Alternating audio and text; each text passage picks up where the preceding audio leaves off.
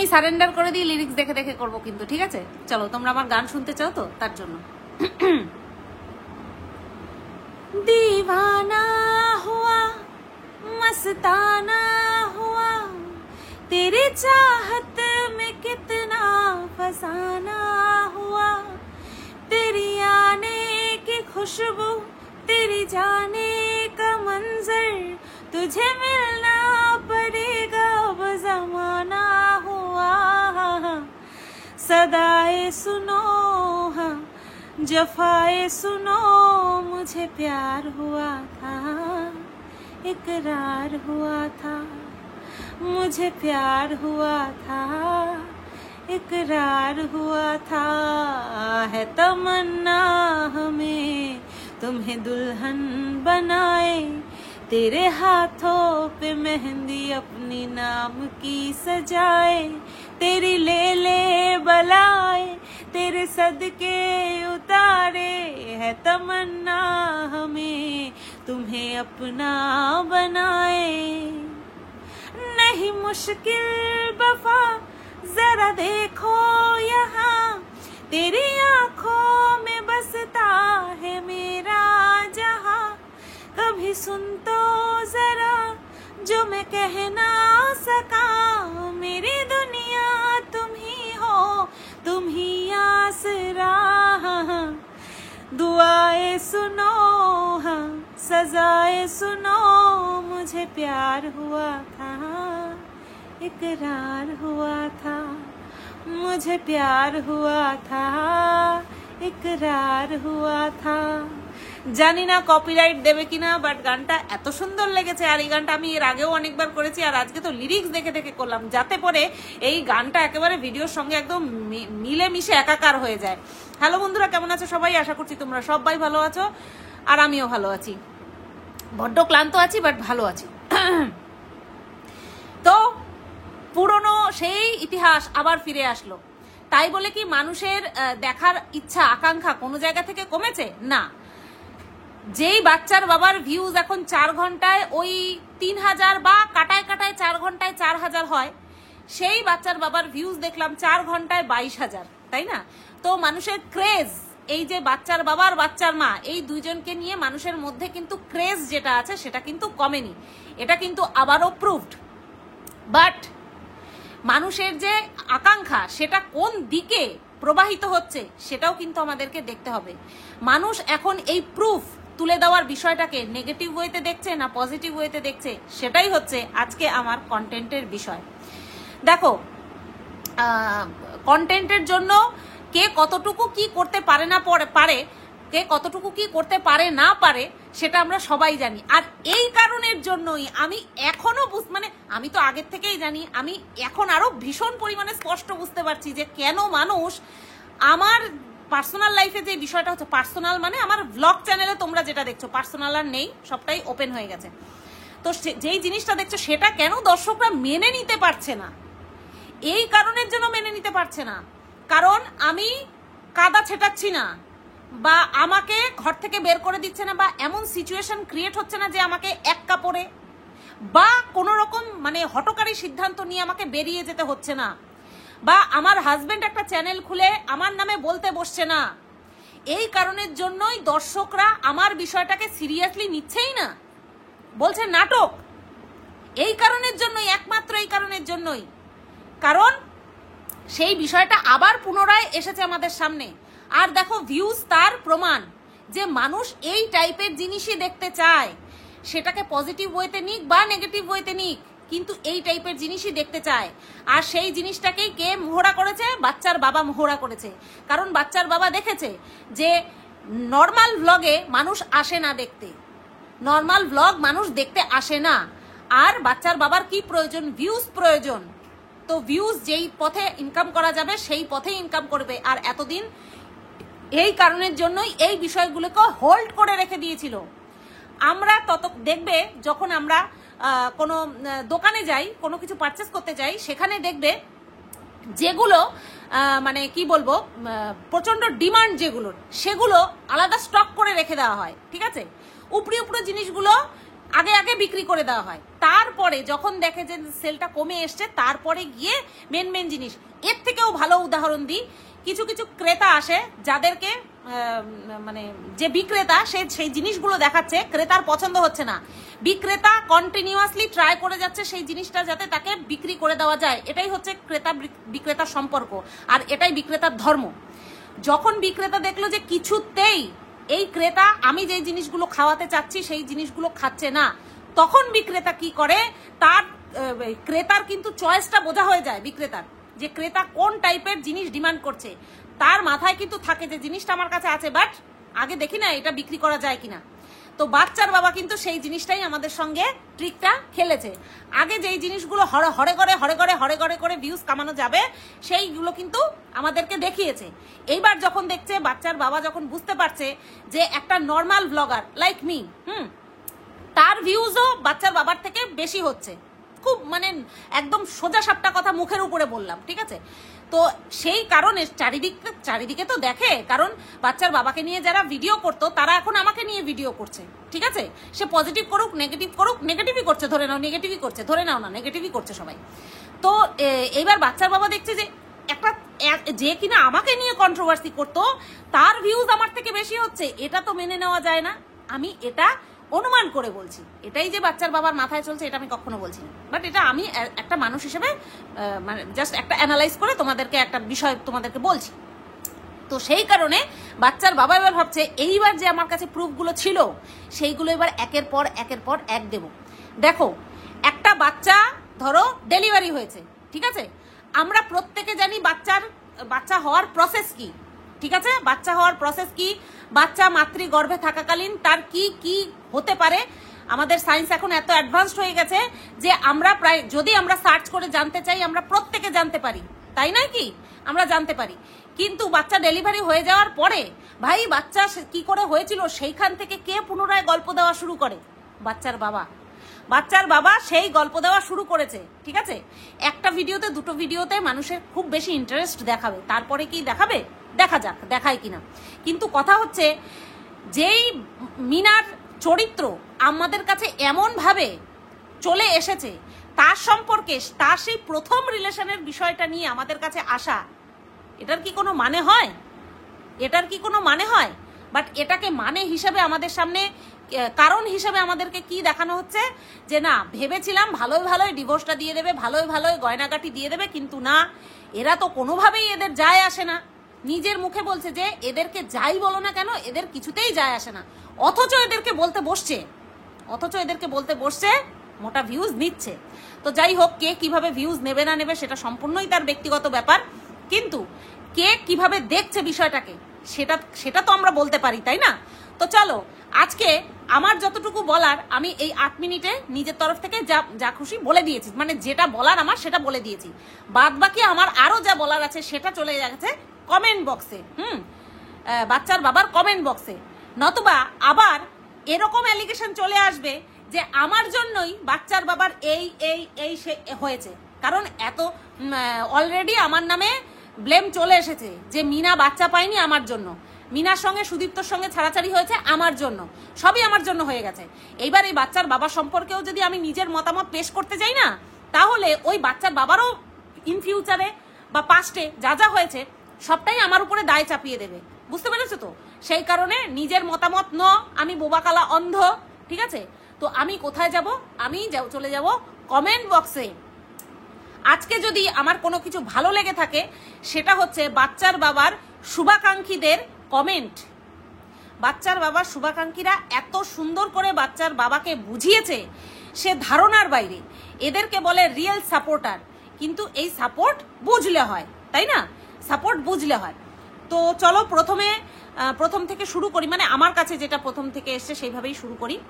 বাচ্চার বাবাকে বলছে যে বলি কি, ছেলে তো বড় হচ্ছে, ওরও তো মা, তোমার থামা উচিত বলে দুটো নমস্কারের চিহ্ন দিয়েছে। সেখানে 115টা লাইক পড়েছে এবং 12টা রিপ্লাই এসেছে, যেখানে কিনা একজন লিখেছে ও কিসের মা, ও মা পরিচয়টা দেওয়া হবে ভুল। দেখো, সে হয়তো কর্তব্য পালনে মা হয়ে উঠতে পারেনি, বাট বায়োলজিক্যালি যে সে মা এবং লিগাল মা যে মিনা, সেটা স্বয়ং আইনও অস্বীকার করতে পারবে না। সুতরাং এই যে একটা হিতাকাঙ্ক্ষী যে কমেন্ট করেছে, হিতার্থে যে কমেন্ট করেছে, তার বিপরীতে গিয়ে যে কমেন্টটা করেছে না, এটা কিন্তু বাচ্চার বাবার বিপরীতে চলে যায়। ঠিক আছে, ওর মতো মায়ের দরকার নেই। গামলা মা নামের কলঙ্ক। এই যে মা ওএমজি, মা আর গামলা হাসালেন, এই যে কমেন্টের রিপ্লাইগুলো এসছে না, এই যে প্রথম যে কমেন্টটা, তার যে রিপ্লাইগুলো এসছে, এই রিপ্লাইগুলো কিন্তু বাচ্চার বাবার বিপরীতে যাবে। এটা আমার পার্সোনাল মতামত, বাচ্চার বাবার কিন্তু বিপরীতে যাবে। তো নেক্সট, ছেলে বড় হয়েছে, ছেলে বড় হবে, এইগুলো ওয়াইটিতে থেকে যাবে। ছেলের জীবনটা ওর বন্ধু বান্ধব হেল করে দেবে, র্যাগিং করে করে করে। থেমে যাও, যত তাড়াতাড়ি পারো ডিভোর্স নিয়ে বাকি জীবনটা সুন্দরভাবে কাটাও। এই যে কথাটা বলেছে, এই যে দর্শকরা এসে বলছে না কমেন্ট বক্সে রিপ্লাইয়ের মাধ্যমে, যে ও কিসের মা, ও মা নামের কলঙ্ক, গামলা আবার মা হাসালেন, এটসেট্রা এটসেট্রা। কিন্তু সমাজ কোনোদিনও ভুলতে দেবে না। সমাজ ভালো জিনিস ভুলে গেলেও সমাজ খারাপ জিনিস উংলি করে করে, রক্তাক্ত করে করে, দগদগে ঘা করে দেবে। এটা আমরা নিজের জীবন অভিজ্ঞতা দিয়ে ভালো মতন বুঝতে পারি। ঠিক আছে, এর জন্য অপর একটা উদাহরণ দেখার প্রয়োজন হয় না, কারণ আমাদের লাইফে কম বেশি প্রত্যেকের উপর দিয়ে এরকম সিচুয়েশন যায়। ঠিক আছে, তো সেই কারণেই বলছি যে এই যে যারা যারা এসে বলছে যে ও কিসের মা, সমাজ সেটা মানবে না। আর যারা যারা এসে এই কমেন্ট, এরকম ধরনের কমেন্ট করছে, ওই বাচ্চার উপর দিয়ে যখন কিছু যাবে না, এরা কিন্তু এসে সেই জিনিসটাকে সামলাবে না, সেই জিনিসটাকে তারা এসে ফেস করবে না, বাচ্চাটাকে ফেস করতে হবে। এবং বেশ কিছু হিতাকাঙ্ক্ষী কমেন্ট বক্স ভরে গেছে এইসব হিতাকাঙ্ক্ষীদের কমেন্টে, যারা কিনা বলেছে বাচ্চার বাবাকে থামতে। ঠিক আছে, বাচ্চার বাবা ভিউজের নেশায় মত্ত হয়ে গেছে, সেটা সবাই বুঝতে পারছে, বাট বাচ্চার যে কি ভবিষ্যতে এফেক্ট পড়বে সেটা বুঝতে পারছে না। কিন্তু বেশ কিছু যারা কিনা জেনুইন বুদ্ধি রাখে তারা কিন্তু বুঝতে পারছে। ঠিক আছে, নেক্সট, এবার না হয় ছেড়েই দাও, যতই হোক তোমার সন্তানের মা। ও ছেলেকে ভালো করে মানুষ করো, মা বাবার খেয়াল রাখো, পুরনো কথা ভুলে নতুন ভাবে ভাবো। নেক্সট, ডিভোর্স তো দেবেই, ওকে নিয়ে তো ঘর করবে না, ফালতু পুরনো কাসুন্দি ঘেটে লাভ কি? ভিউজ, এটা বুঝতে হবে, ভিউজ। নেক্সট, পাগলা না দেখালে খাবি কি, তোর তো খাওয়া জুটবে না। না, আমি এই কথাতে সম্পূর্ণ অসহমত যে এই সমস্ত জিনিসগুলো পুরনো কাসুন্দি না ঘাটলে যে বাচ্চার বাবার খাওয়া জুটবে না, এটা মোটেও নয়। তবে হ্যাঁ, ভিউজটা তলানিতে এসে থেকেছে, সেটা হয়তো কিছুদিনের জন্য, যতদিন প্রুফ থাকবে। এই যে বলেছে না বাচ্চার বাবা যে এক করে ছাড়বো, মা আগে একটুখানি কথা বলবে, পরে একটুখানি কথা বলবে, মাঝখানে একটা একটা করে প্রমাণ ছাড়বে। তো এরকম প্রচুর প্রমাণ রেখেছে যেগুলো কিনা একটা একটা করে ছাড়বে আর ভিউজ ইনকাম করবে। ঠিক আছে, তো এই ভিউজের জন্যই করছে। আমরা প্রত্যেকে এখানে ভিউজের জন্য করি, আমরা প্রত্যেকে এখানে ভিউজের জন্যই কথা বলি। ঠিক আছে, এটা অস্বীকার করার কোনো জায়গা নেই। আমি যেমন দুটো ভিডিও করেছিলাম আমার পার্সোনাল বিষয় সম্পর্কে, ওটা জনগণের জ্ঞাতার্থে, জনগণকে জানানোর জন্য, এবং তার পাশাপাশি ভিউজও ছিল, কারণ আমি কিন্তু মনিটাইজেশন অফ করে ভিডিও করিনি। তো খুব লজিক্যাল কথাবার্তা বলছি আমি, এবং সপাটে মুখের উপরে বাস্তব সত্যি কথা বলছি। মানুষ ক্যামেরা খুলে কাঁদে ভিউজের জন্য, মানুষকে নিজের কষ্ট প্রকাশ করার জন্য। সাথে যদি সে মনিটাইজেশনটা বন্ধ রাখতো, তাহলে বলতাম যে না, তার কাছে ভিউজটা ম্যাটার করছে না, তার কাছে পয়সাটা ম্যাটার করছে না। ভিউজ এবং পয়সা সোশ্যাল মিডিয়াতে আসা মানেই সেটাই সবার আগে ম্যাটার করে। এটা না আমিও অস্বীকার করতে পারবো, না অন্য কেউ অস্বীকার করতে পারবে। তবে হ্যাঁ, একটা বিষয়কে জিইয়ে নিয়ে যাওয়া, তার মানে সে সেই বিষয়টাকে কন্টেন্ট করছে, কিন্তু আমাদের দৈনন্দিন জীবনে যেই বিষয়টা ঘটছে সেটা দেখানো, আর একটা বিষয়কে চাপ দিয়ে তারপরে দর্শকদের মধ্যে প্রত্যেক দিন সেই বিষয়টাকেই খাওয়ানো, ওটা হচ্ছে যে না, আমি এটা দিয়েই আমি চালাবো, এটা দিয়েই আমি বিক্রি করব, এটা দিয়ে আমার ভিউজ ভালো হচ্ছে তাই আমি এটাই করব। আজকে ভাবো, আজকে যদি আমি সত্যি সত্যি, এই যে আমাকে অনেকে বলে ভিউজের জন্য তো চ্যানেলটাই খুলেছি, সেখানটায় কোনো রকম কোনো দ্বিমত নেই, কোনো দ্বিমত নেই। কিন্তু আজ পর্যন্ত কি আমি এরকম কোনো কিছু দেখিয়েছি? এখানটায় হচ্ছে প্রশ্নচিহ্ন। আজ পর্যন্ত কি আমি আমার সংসার সম্পর্কে, হাজবেন্ড সম্পর্কে, শ্বশুর শাশুড়ি সম্পর্কে এমন কিছু বলেছি?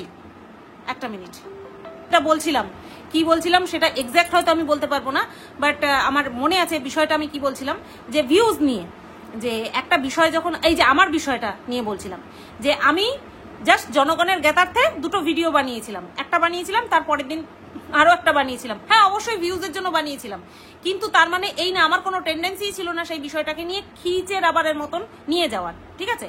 তো যাই হোক, আমিও জানি যে এই বিষয়টা নিয়ে আমি যদি বলি তো কন্ট্রোভার্সি হবেই। এবার সব কন্ট্রোভার্সিয়াল বিষয় নিয়ে কিন্তু আমি মুখ খুলতে বসিনি।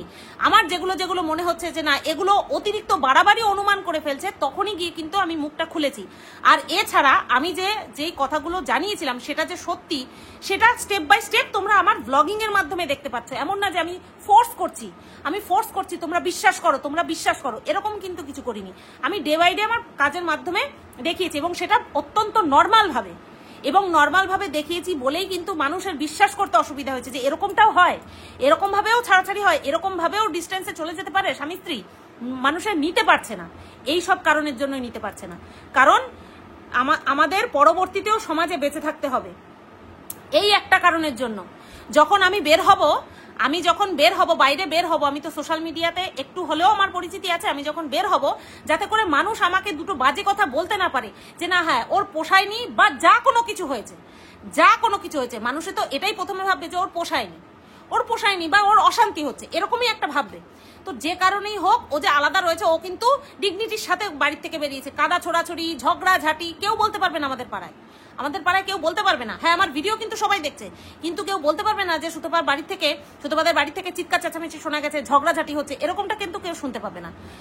এই কারণের জন্যই কিন্তু এই ডিগনিটিটাকে মেনটেন করা, যে ইন ফিউচারে কেউ যেন আমার দিকেও আঙুল তুলতে না পারে বা এই পরিবারের দিকেও আঙুল তুলতে না পারে। বনিবোনা নাই হতে পারে, 12 বছর পরে কেন হতেই পারে। আজকে তোমরা বড় সেলিব্রিটিদের দিকে তাকাও না, ছোটখাটো টুকটাক তো আমরা নজরান্দাজ করি। এই যে ঋত্বিক রোশন, সুজান খান, তাদের 14 বছর পরে ডিভোর্স হয়েছে। কেন হয়েছে? আজকে তারা নিজেদের মন পছন্দ গার্লফ্রেন্ড বয়ফ্রেন্ড নিয়ে একসাথে ভ্যাকেশন ট্রিপ করে আসছে। কিভাবে পারছে? Mutual understanding. সব সময় যে কাদা ছোড়াছড়ি করেই তারপরে ডিস্টেন্সে থাকা যায়, এরকমটা কিন্তু কোনো মানে নেই। এখানে এই বিষয়টা পুরোপুরি কন্টেন্ট হিসেবে হচ্ছে, পুরোপুরি যে না এই বিষয়টাতে আমি স্টিক থাকবো, কারণ এখান থেকে আমার আর্নিংটা হবে, তাই না?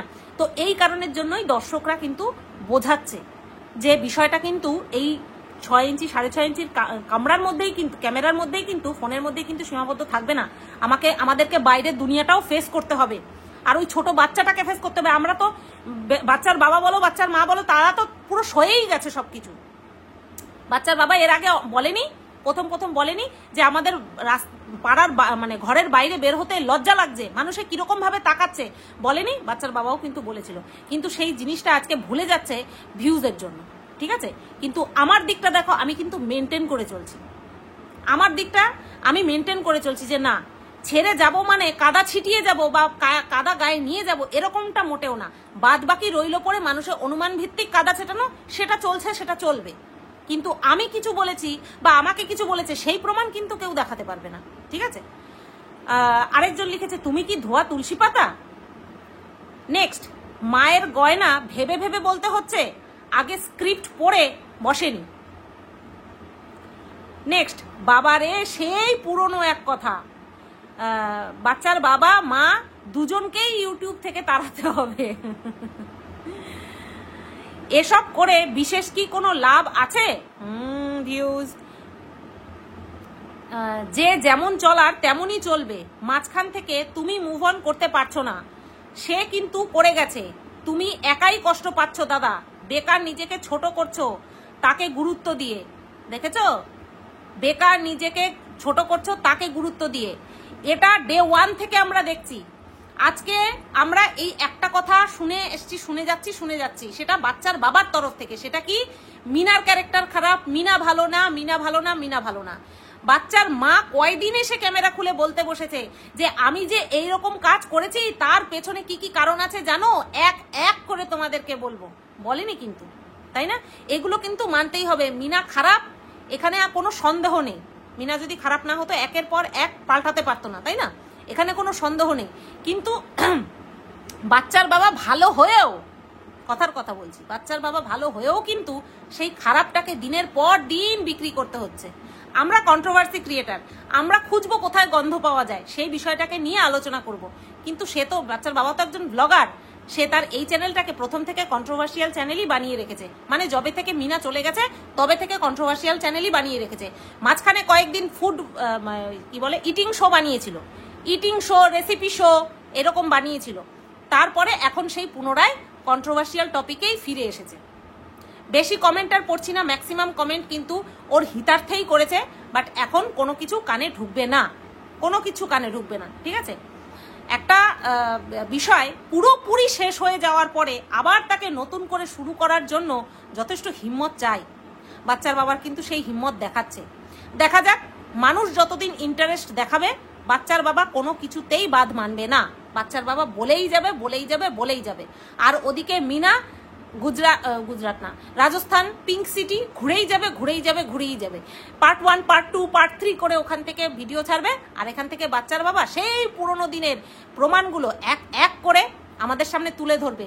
বউয়ের কুকীর্তিগুলো জমা করে রেখেছে, বউয়ের পাপগুলো জমা করে রেখেছে, সেগুলো এক সময় বিক্রি করবে আর খাবে। তাই চলো, এইগুলো দেখে দেখেই তো আমার জিনিসগুলো মানুষ বিশ্বাস করতে পারছে না, আমার বিষয়টাকে সিরিয়াসলি নিচ্ছেই না। তাই বলে কি কাদা ছেটাতে বসবো, বা আমার হাজবেন্ডও বসে কাদা ছেটাবে আমার নামে? আমার তো মনে হয় না। তো চলো, ভিডিওটা এই পর্যন্তই রাখলাম। সবাই তোমরা ভালো থেকো, সুস্থ থেকো, টাটা।